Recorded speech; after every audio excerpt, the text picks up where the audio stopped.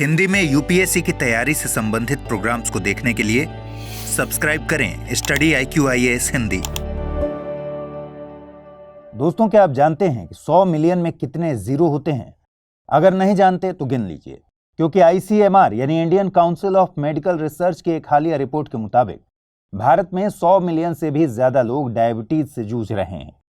वही डायबिटीज जिसे आम बोलचाल की भाषा में शुगर की बीमारी कहते हैं। केवल इतना ही नहीं, रिपोर्ट में और भी बेहद चौंकाने वाले खुलासे हैं। रिपोर्ट के मुताबिक भारत में 136 मिलियन लोग यानी देश की तकरीबन 15.6% आबादी ऐसी भी है जो प्री डायबिटिक है, मतलब वो भी इस बीमारी के कगार पर खड़े हैं। अगर हम दोनों आंकड़ों को मिला दें तो दुनिया में महज 5 देश ही ऐसे बचेंगे जिनकी कुल आबादी इस संख्या से ज्यादा है।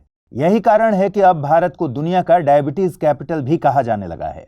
एक आंकड़े के मुताबिक केवल 2019 से 2021 के बीच में भारत में 3 करोड़ से ज्यादा लोग डायबिटीज के शिकार हुए। एक हालिया रिपोर्ट यह भी बताती है कि देश में 65% मौतें केवल डायबिटीज जैसी गैर संचारी बीमारी की वजह से हो रही हैं। मगर यहां अहम सवाल है कि ऐसा क्यों हो रहा है? आखिर क्यों भारत में डायबिटीज के मामले बढ़ते जा रहे हैं? तो आइए आज इसी मुद्दे को विस्तार से समझते हैं, जानते हैं कि कैसे डायबिटीज भारत को अंदर से खोखला बना रही है। मगर इस बात को शुरू करने से पहले आपको बता दें कि यह टॉपिक यूपीएससी मुख्य परीक्षा के जीएस पेपर 1 के भारतीय समाज खंड, जीएस पेपर 2 के सार्वजनिक स्वास्थ्य खंड और निबंध खंड के लिहाज से महत्वपूर्ण है। डायबिटीज एक क्रॉनिक या लंबे समय तक चलने वाली बीमारी है। यह एक गैर संचारी रोग है, यानी यह एक इंसान से दूसरे इंसान में संपर्क के जरिए नहीं फैलता। डायबिटीज को एक तरह का मेटाबॉलिक डिसऑर्डर कह सकते हैं। इस बीमारी में हमारे शरीर में मौजूद अग्नाशय ग्रंथि का कामकाज प्रभावित होता है। अग्नाशय हमारे शरीर में इंसुलिन नामक हार्मोन पैदा करता है। यही इंसुलिन हमारे शरीर में शुगर या ग्लूकोज लेवल को कंट्रोल करता है। इसके लेवल को बनाए रखने के लिए कोशिकीय ग्लूकोज को यह एब्जॉर्ब करता है, कार्बोहाइड्रेट का रेगुलेशन करता है, वसा और प्रोटीन के मेटाबॉलिज्म को बढ़ावा देता है और कोशिका विभाजन तथा उसके विकास को गति देता है। इंसुलिन हमारे शरीर के मेटाबॉलिज्म में भी अहम भूमिका निभाता है। इसके जरिए लीवर, मांसपेशियां और वसा कोशिकाएं ऐसे ग्लूकोज को स्टोर करती हैं जिसकी शरीर को सीधे जरूरत नहीं होती। इस ग्लूकोज का इस्तेमाल बाद में हमारे शरीर को एनर्जी देने में किया जाता है। मगर डायबिटीज तब होती है जब अग्नाशय जरूरी इंसुलिन नहीं बना पाता या फिर इंसुलिन का प्रभावी ढंग से इस्तेमाल नहीं कर पाता। इसके चलते हमारे ब्लड में लंबे समय तक ग्लूकोज या शुगर लेवल बना रहता है। अग्नाशय की इस खराबी की वजह से आमतौर पर डायबिटीज 2 प्रकार के होते हैं। इनमें पहला है टाइप 1 डायबिटीज। यह उस मेडिकल कंडीशन को कहते हैं जहां अग्नाशय से इंसुलिन का जरूरी उत्पादन नहीं हो पाता। ऐसा माना जाता है कि यह मेडिकल कंडीशन शरीर के ऑटो इम्यून रिएक्शन की वजह से होती है। टाइप 1 डायबिटीज की शुरुआत आमतौर पर बचपन या यंग एज में ही हो जाती है। आंकड़े बताते हैं कि डायबिटीज के 5 से 10% मरीज ही टाइप 1 डायबिटीज के शिकार होते हैं, जबकि 90 से 95% मरीज टाइप 2 डायबिटीज वाले हैं। इसमें मरीज का शरीर उत्पादित इंसुलिन को ठीक से इस्तेमाल नहीं कर पाता, जिससे ब्लड में शुगर लेवल मेंटेन नहीं रह पाता। ऐसा माना जाता है कि type 2 diabetes middle age group या बुजुर्ग लोगों में ही देखी जाती है। मगर भारतीय आबादी पर हुआ एक हालिया रिसर्च बताता है कि भारत में 20 और 30 साल की आयु वर्ग के युवाओं के बीच भी टाइप 2 डायबिटीज का ग्राफ तेजी से बढ़ रहा है। इस मामले में ICMR की रिपोर्ट भी बताती है कि 25 साल से कम उम्र के डायबिटिक युवाओं में से 25.3% टाइप 2 डायबिटीज से जूझ रहे हैं। हेल्थ एक्सपर्ट्स का मानना है कि अगर युवाओं के बीच तेजी से बढ़ रही डायबिटीज को शुरुआती चरण में मैनेज नहीं किया गया तो आगे चलकर उनमें क्रॉनिक बीमारी होने का खतरा बढ़ सकता है। ऐसा इसलिए क्योंकि इसे युवाओं में हार्ट स्ट्रोक, कार्डियक अरेस्ट और किडनी के बढ़ते मामलों से भी जोड़कर देखा जा रहा है। इससे भारत की आने वाली युवा पीढ़ी की जीवन प्रत्याशा पर भी खराब असर देखा जा सकता है। ऐसे में यह सवाल उठना लाजमी है कि आखिर ऐसा क्यों हो रहा है? क्यों भारत में डायबिटीज के मामले तेजी से बढ़ रहे हैं? असल में इसके पीछे बहुत से कारक जिम्मेदार हैं। इनमें पहला है जेनेटिक प्रीडिस्पोजिशन। काफी रिसर्च में पाया गया है कि भारतीय लोगों में आमतौर पर ऐसी आनुवंशिक संरचना मौजूद है जो डायबिटीज के लिए नेचुरली बेहद संवेदनशील है। बहुत सी स्टडीज ने साबित किया है कि भारतीयों में डायबिटीज होने की उम्र यूरोपियंस के मुकाबले 10 या 20 साल कम होती है। उदाहरण के तौर पर देखें तो 2021 में जर्मनी में डायबिटीज पेशेंट्स की औसत उम्र 53 साल की थी, जबकि भारत में 46% डायबिटीज पेशेंट्स 40 साल से कम उम्र के थे। ICMR की यूथ डायबिटीज रजिस्ट्री के आंकड़ों से पता चलता है कि भारत में 25 साल से कम उम्र का हर 4 में से एक व्यक्ति टाइप 2 डायबिटीज का शिकार है, जबकि टाइप 2 डायबिटीज ज्यादातर वयस्कों और बुजुर्गों को ही अपना शिकार बनाती है। भारतीयों में जेनेटिक प्रीडिस्पोजिशन के तहत ही दूसरा बड़ा कारक है हमारा इंसुलिन प्रतिरोध। अलग अलग स्टडीज बताती हैं कि भारतीयों में कॉकेशियन नस्ल या यूरोपियन नस्ल वाले लोगों के मुकाबले ज्यादा इंसुलिन प्रतिरोध होता है। इसके चलते हमारी कोशिकाएं इंसुलिन हार्मोन के प्रति ठीक से रेस्पॉन्ड नहीं करती। यूरोपियंस की तुलना में समान मात्रा में कार्बोहाइड्रेट्स लेने से हमारे ब्लड में इंसुलिन का लेवल ज्यादा हाई हो जाता है। इसके चलते ग्लूकोज कोशिकाओं में आसानी से प्रवेश नहीं कर पाता और इस वजह से ब्लड में जमा होने लगता है और यही आखिर में टाइप 2 डायबिटीज को जन्म देता है। राष्ट्रीय जैव प्रौद्योगिकी सूचना केंद्र के मुताबिक PPAR गामा जीन का एक खास हिस्सा यूरोपियन लोगों को डायबिटीज और इंसुलिन प्रतिरोध से बचाता है, लेकिन यह भारतीयों को डायबिटीज के खिलाफ सुरक्षा प्रदान नहीं करता। इसके चलते भारतीय यूरोपियन लोगों के मुकाबले जल्दी डायबिटीज का शिकार हो जाते हैं, मगर इसका सटीक कारण वैज्ञानिकों को अभी तक पता नहीं चल सका है। हालांकि कुछ रिसर्चर्स मानते हैं कि यूरोपीय लोगों की तुलना में भारतीयों का कद छोटा और वजन कम होने की वजह से ऐसा हो सकता है, जबकि वहीं कुछ रिसर्चर्स के मुताबिक जन्म के समय कम वजन का होना भी इसकी एक वजह हो सकती है। इसकी वजह यह है कि भारतीय महिलाएं आमतौर पर यूरोपीय महिलाओं के मुकाबले शारीरिक रूप से कमजोर होती हैं। इस कारण भ्रूण को कम पोषण मिल पाता है। लिहाजा यूरोपीय लोगों के मुकाबले भारतीय नवजात शिशु का जन्म के समय वजन कम होता है। भारतीय नवजात का औसत वजन 2.8 से 3.2 केजी होता है, वहीं यूरोपीय नवजात का औसत वजन 3.5 केजी होता है। वैज्ञानिकों के मुताबिक जन्म के समय कम वजन के होने के चलते भारतीय बच्चों के मस्तिष्क के अलावा दूसरे अंगों का द्रव्यमान कम हो जाता है। इसका नतीजा ये होता है कि किशोरावस्था के दौरान जब इनका वजन बढ़ता है तब शरीर में मेटाबॉलिज्म का लोड भी बढ़ जाता है। इससे इनमें टाइप 2 डायबिटीज का खतरा ज्यादा बढ़ जाता है। हालांकि भारतीयों में डायबिटीज की संभावना ज्यादा होने के लिए केवल आनुवंशिक कारक ही जिम्मेदार नहीं है, बल्कि हमारी बदलती जीवन शैली भी इसके लिए जिम्मेदार है। तेजी से बढ़ते शहरीकरण के चलते हमारी आदतें और अनहेल्दी फूड पैटर्न में बढ़ोतरी हुई है।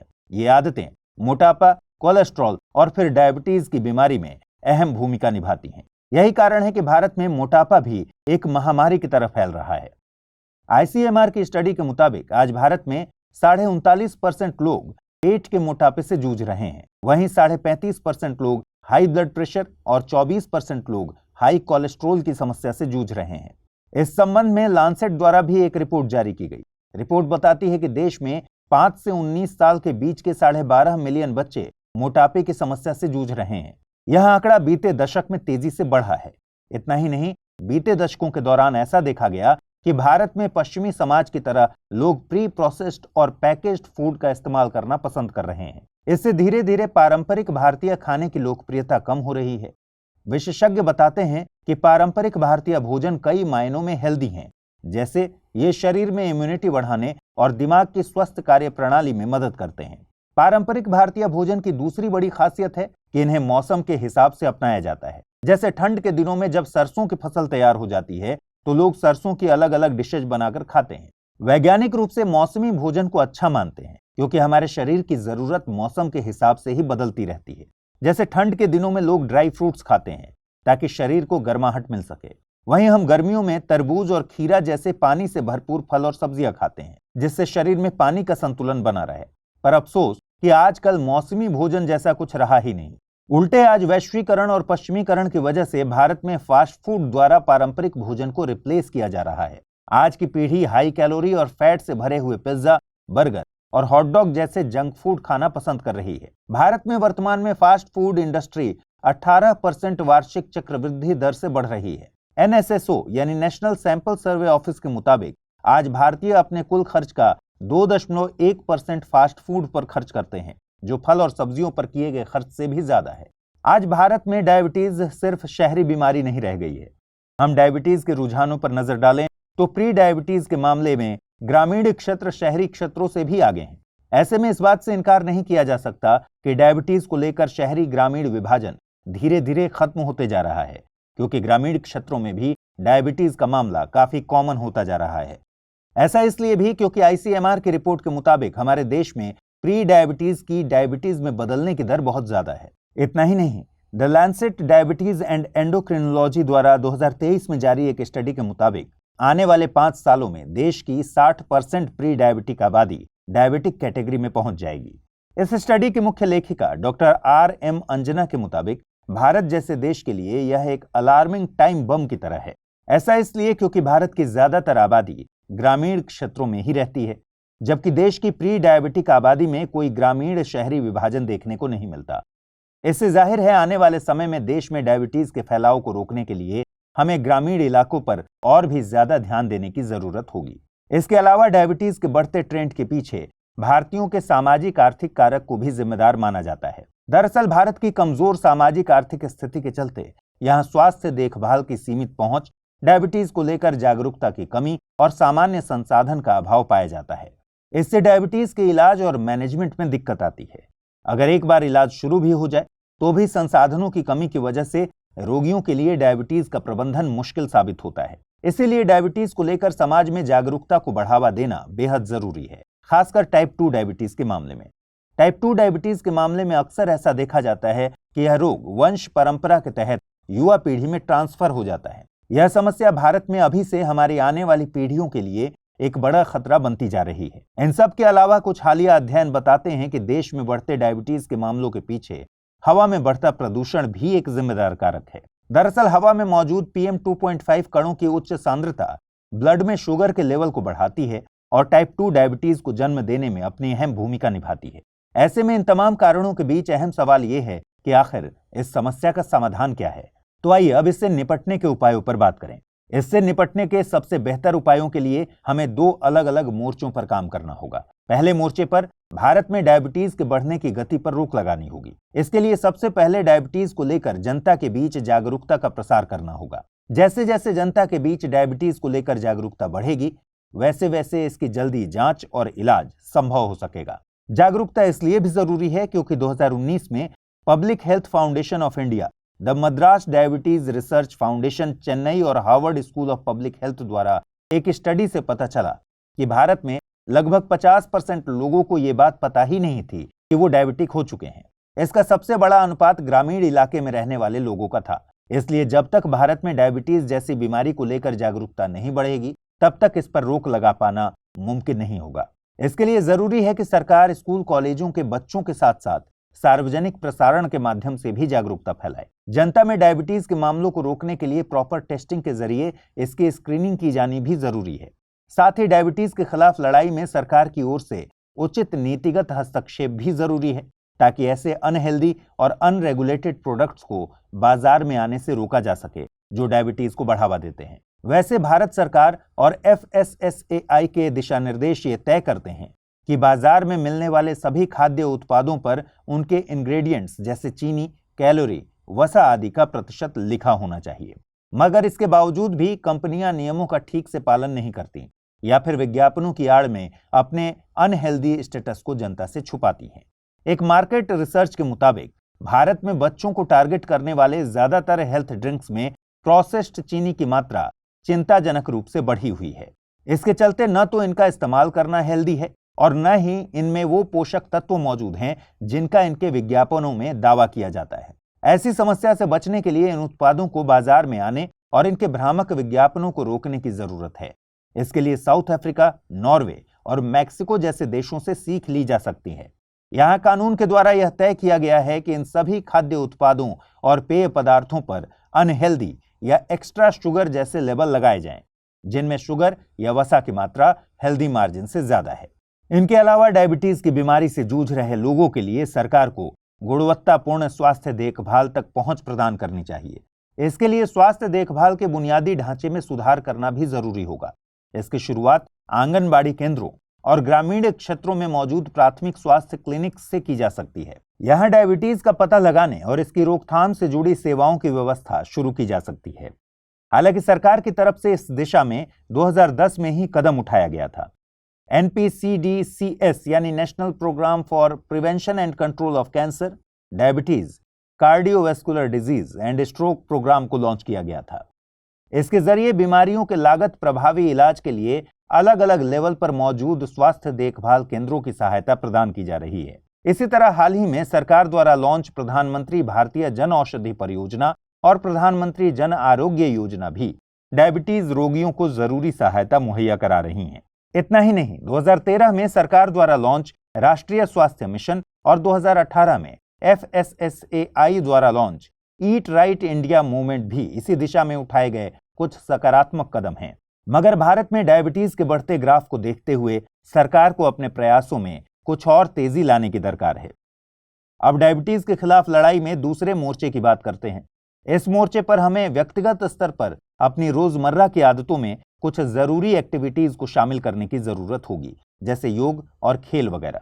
ये खास तौर पर युवा पीढ़ी में टाइप 2 डायबिटीज के बढ़ते खतरे को रोकने में कारगर उपाय साबित हो सकते हैं। हाल ही में British journal of sports medicine में प्रकाशित सिडनी यूनिवर्सिटी के एक स्टडी के मुताबिक रोजाना करीब 1 घंटे की शारीरिक एक्टिविटी टाइप 2 डायबिटीज होने के खतरे को 74% तक कम कर सकती है। इसी तरह हमें अपने खाने की आदतों से प्रोसेस्ड फूड और शुगर युक्त कोल्ड ड्रिंक्स को हटाना भी जरूरी है। इसकी जगह बीन्स, हरी और पत्तेदार सब्जियां, खट्टे फल, जामुन, ओमेगा 3 फैटी एसिड से भरपूर मछली, नट्स और सीड्स इत्यादि को शामिल करना चाहिए। अगर हम अपनी आदतों में व्यायाम और पोषक तत्वों से भरपूर संतुलित आहार को शामिल करते हैं तो दोनों के मिलने से मोटापे के साथ साथ डायबिटीज के खतरे को भी दूर किया जा सकता है।